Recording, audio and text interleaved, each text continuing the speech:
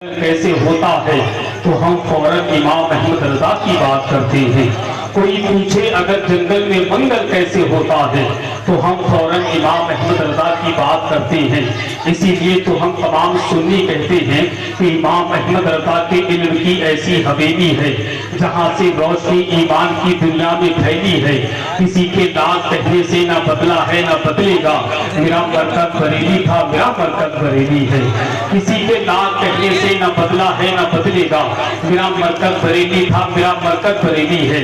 इसीलिए तो कहा था कि सीरते आका से यूं जीवन सजाना चाहिए, जिंदगी भर दूसरों के काम आना चाहिए। रोटियां खाकर बता की बक रहा है तू गुलाब, चुल्लू भर पानी में तुझको डूब जाना चाहिए। रोटियां खाकर बता की बक रहा है तू गुलाब, चुल्लू भर पानी में तुझको डूब जाना चाहिए। हाँ दुआएं आज भी होती नहीं है घर कबूल, आला हजरत ने कहा अजमेर जाना चाहिए। हजरात आप अपने माथे की निगाहों से देखा और अपने कानों से सुना। मुल्क हिंदुस्तान के नाम पर खतीब आदम हिंदुस्तान उस्तादुल असातिज़ा हज़रत अल्लामा मुफ्ती कासिम रज़ा क़ादरी साहिब क़िबला की इल्मी गुफ्तगू हमने और आप तमामी हजरात ने समाअत की। दुआ करें कि अल्लाह पाक हजरत की उम्र में बरकत अता फरमाए। अब हजरात ये खुशखबरी सुन लें, जिस अदीम शख्सियत के रुख़ ज़ेबा की ज़ियारत करने के लिए नमाज़ इशा से अब तक हम और आम मिंबर शरीफ से चिपक के बैठे हुए थे, वो मुल्क हिंदुस्तान की महान शख्सियत, मुल्क हिंदुस्तान की मकबूल शख्सियत, मुल्क हिंदुस्तान की मशहूर शख्सियत, मुल्क हिंदुस्तान की मसरूफ शख्सियत, जिनको दुनिया पीरे तरीक़त रहबरे राहे शरीयत आप रुज़े सुन्नत तर्जुमाने मसर के आला हजरत क़ुव्वते बाज़ुए सरकार ताज शरिया वारिसे जुब्बाए मौलाए कायनात फैज़ाने सरकारी मसौली हज़रत अल्लामा अशाह हुज़ूर गुलज़ारे मिल्लत साहिब सज्जादा खानकाह मसौली शरीफ की आमद आपकी मुक़द्दस ज़मीन पर हो चुकी है। पूरा मजमा कहते सुभान अल्लाह। चंद ही लम्हात के बाद हज़रत की आमद मिंबर शरीफ पर होने वाली है। इंशाअल्लाह बहुत तेजी के साथ हमें और आपको हज़रत के रुख़े ज़ेबा की ज़ियारत करनी है और उनके दामन करम से वाबस्ता होना है। जैसा कि आपने देखा हमारे सांसद जी अपना कीमती वक्त इस महफिल पाक को दे रहे हैं। आप तमामी हज़रात अपने माथे की निगाहों से देख रहे हैं और लिहाजा ये इनकी मोहब्बत है। इनके आने से ये पता चला कि इमामगंज के लोगों से ये कितनी मोहब्बत करते हैं, है कि नहीं? बड़ी मोहब्बत करते हैं और आप भी इनसे मोहब्बत करते हैं। ये मोहब्बत की बात है कि आपकी मोहब्बतों की जंजीरों में कैद होकर सांसद जी आ गए और आप इनकी मोहब्बत में इनसे मोहब्बत करते हैं, इनको दावत दी और ये आपकी दावत पर लब्बैक कहते हुए आ गए, है कि नहीं? मैं मुबारकबाद भी पेश करना चाहूँगा। ये हमारे जो साहिब खाना जिनके हवाले से ये महफिल पाक सजाई गई वो मैं उनसे गुजारिश करूँगा कि सांसद जी की गुलपोशी फरमाए और ये जलसा चलेगा इंशाअल्लाह। कलकत्ता की मुक़द्दस ज़मीन का वो अजीम लहजा जिसको दुनिया हज़रत नौमान रज़ा कलकत्तवी के नाम से जानते हैं, उनका कलाम हमें और आपको सुनना है।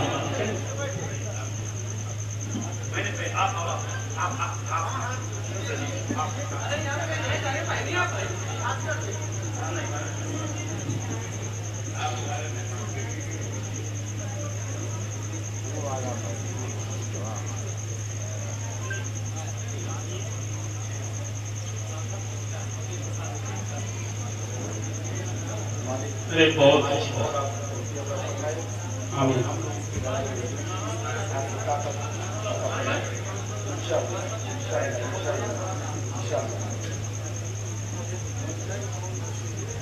नमाज गुर्तवी कहाँ है?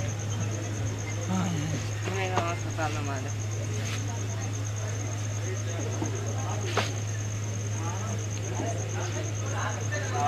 चप्पल बैठी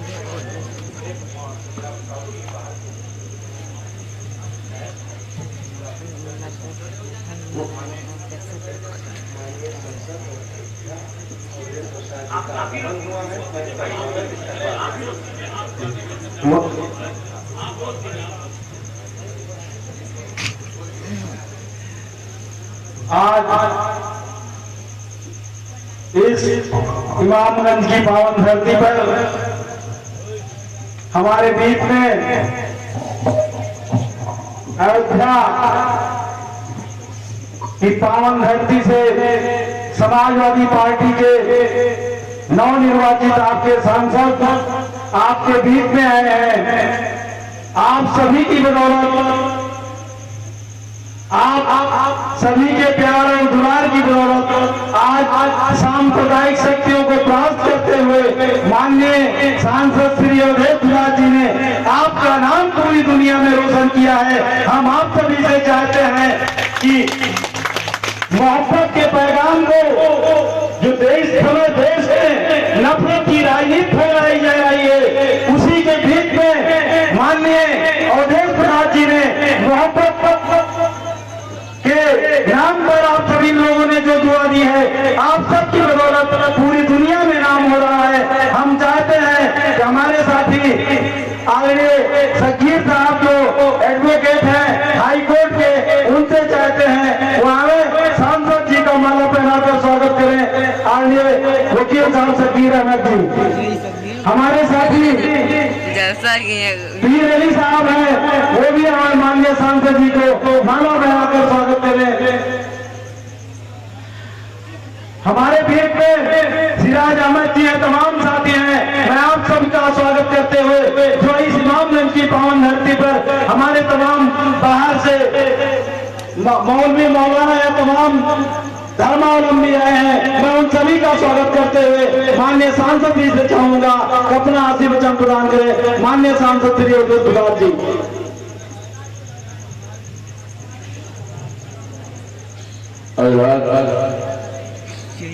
आज मुझे खुशी है पीछे बैठे कि हमारे इस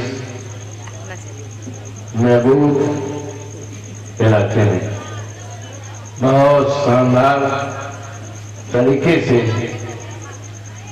हमारे देश के सूबे के माने जाने हस्तियां यहाँ पर पधारी हैं। आप सबके जानिब और समाजवादी पार्टी की तरफ से हम आप सबकी तरफ से खैर मकदम करते हैं और मुझे पूरी उम्मीद है कि आपने जो संदेश दिया है, अपनी बात जो कही है, इससे देश मजबूत होगा और समाज मजबूत होगा। हम आपको कितनी तारीफ करें कि आज हमारे इस इलाके में आ पाए। कुछ पानी भी बच गया है, आने में कोई कठिनाई भी होगी,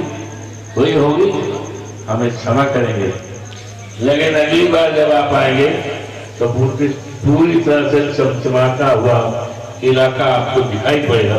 ये मेरी पूरी तरह से मैं आपको यकीन और विश्वास दिलाता हूँ।